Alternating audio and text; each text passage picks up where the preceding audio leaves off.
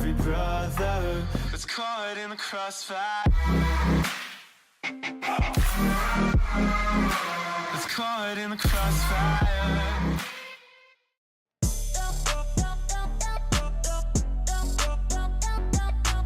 Next up, I'm going to get one of these notes here. I guess we'll just go for the C.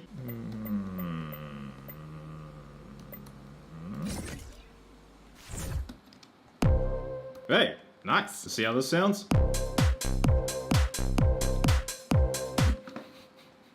Gross. That is a lot louder. Oh, yes. I think that is what I'm going to have to do for making my beat.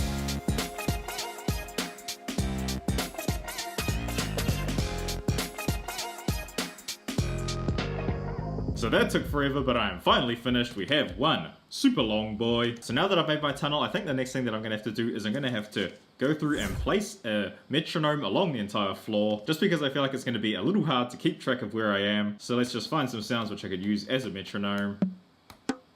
I actually think these two here are going to work, so we'll just take this one, place that there, and we'll also take this one here.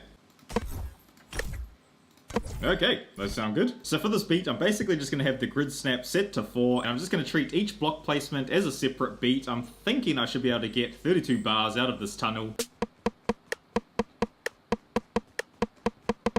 Nope, that is looking pretty good to me. Okay, so now we've got our metronome. Now we can go through and start placing in our notes. So I think the first thing that I'm going to add in is going to be some chords, and I might actually use this piano sound for that. So I'm just going to bring some notes here which I can use. We'll take C, we'll grab that D sharp as well, and I'm also going to grab a G. So that should be our first chord there. Let's go ahead and add it to the tunnel. And that one can go in there. And lastly, we have G, which will just have to go on an angle. Yeah, that actually sounds nice, apart from all of these snare sounds which I'll put around here. I'll be getting rid of them. I just put them there so I could figure out where I'd be placing all of the notes. Okay, so the first chord is done. Let's move on to the next one. So for this chord, we're going to need... Nice! Let's go ahead and place this chord into our tunnel. So I'm going to put this chord... I think that can go there. Okay, so we've got our first two chords. Let's have a listen to them. This is going to take a really long time. I might just skip forward until I've finished my whole chord progression. God, okay, so that took a lot longer than I was expecting. I'm sure it took me nearly an hour, but at least it is all finally done. So I've just gone ahead and put my chord progression down the entire tunnel. I think I got to 32 bars. It's a decent length. So I'm quickly just going to walk through and play a little bit of the progression. I won't play the whole thing because it is essentially just a loop. Let's do this. Yes. And there we go, so it just loops all the way down here. Oh my god. There we go. So now I've done my chords, I think it is time to move on to the next instrument, which I'm just going to guess is going to be the drums. So first up, we're going to have to go through and find some samples to use. I think I might actually use this first kick here. I might actually use a combo of this snare as well as a clap. Now let's see how those sound together. Nice! So now let's move over and find some hi-hats. I think I'm going to go with this one. Let's grab that. I'm just putting together a little test beat so I can actually see how all the sounds sound together. Okay, that is looking good. Let's have a listen to it. Actually sounds pretty decent. I might actually just grab this sound here and I'm going to place it at the start. Let's see how that sounds. Yeah, that works really well. So I think these are going to be my basic drum sounds. If I need any more percussion sounds, I can go back and grab them later on. But yeah, anyway, let's start off by laying down this hi-hat. How far have I done?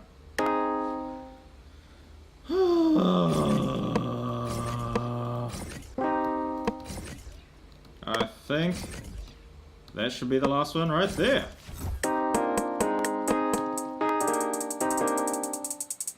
Oh yeah.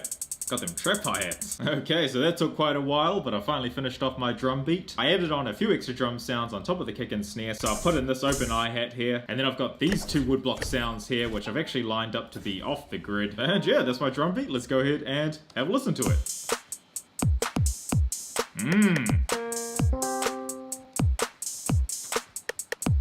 Nice, that sounds pretty good to me. Now I think it is time to move on to the next instrument, which is just going to be this bass line here. This one here should be fairly easy. I'm just going to grab all of the notes that I need. Grab that one. We'll also grab the G sharp while we're at it. And we might need that F. And I think the last one we're going to need is this A sharp sound here. Actually, I'm also going to grab the octaves for these notes here. So we'll grab the octave for G sharp. And I'm going to need the A sharp as well. And it doesn't exist.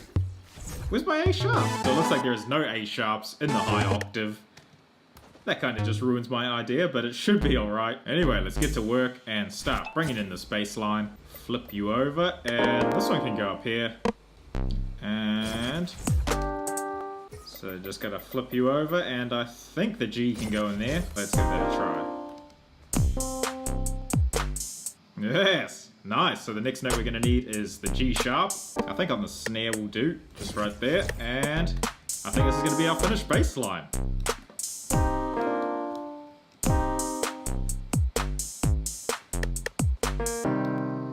Okay, so my bass line is taken care of, so now it's time to move on to the melody. I think I'm going to use a combination of this sound here and this one for the melody. I think we'll just start things off with this highest C sound, and for this one I'm actually going to draw the melody out on the ground first so I can have some idea of how it's going to sound. That should be the final melody. Let's go ahead and have a listen to it. Ooh, yeah. Perfect, that actually sounds pretty good. So now the last thing that I need to do is just take this melody here, put it in the tunnel, and then my beat is going to be finished. So after spending 5 whole hours on it, here is my finished beat, which was made in Fortnite Creative Mode. Enjoy!